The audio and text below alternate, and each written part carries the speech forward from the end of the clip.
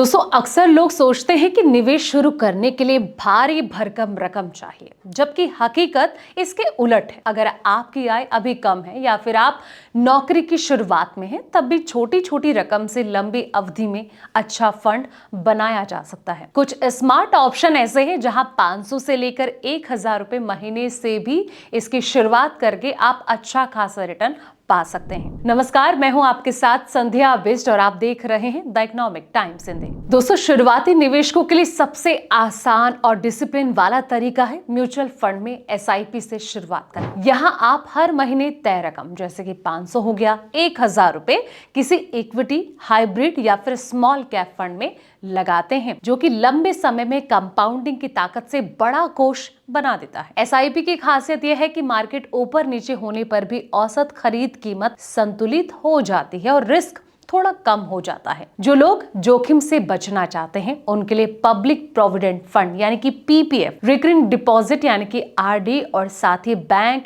NBFC की fix deposit अच्छे option यहाँ पर मौजूद हैं। पीपीएफ में छोटी रकम से भी 15 साल के लिए निवेश टैक्स बेनिफिट और साथ ही फिक्स रिटर्न दोनों मिलते हैं, जबकि आरडी में आप हर महीने छोटी किश्त भरकर फिक्स रेट पर सुरक्षित रकम जमा कर सकते हैं। कई संस्थान आज भी एफडी और सुरक्षित डेब्ट इंस्ट्रूमेंट पर प्रतिस्पर्धी ब्याज दे रहे हैं, जो कि कंजर्वेटिव इन्वेस्टर के लिए ठीक है। लंबी अवधि के लक्ष्य जैसे कि रिटायरमेंट हो गया या फिर बच्चों की पढ़ाई के लिए एनपीएस, ईएलएसएस और साथ ही हाइब्रिड फंड बेहतर माने जाते हैं। एनपीएस में इक्विटी और डेब्ट का मिक्स होता है, जिससे कि रिस्क जो है वो थोड़ा बैलेंस में रहता है और टैक्स में भी राहत मिल सकती है। वहीं ईएलएसएस टैक्स सेविंग के साथ इक्विटी ग्रोथ देता है, लेकिन लॉक इन पीरियड और मार्केट रिस्क समझकर ही एंट्री लेना जरूरी होता है। हाइब्रिड फंड शुरुआती निवेशकों के लिए अच्छा मिडिल पाथ है, क्योंकि इसमें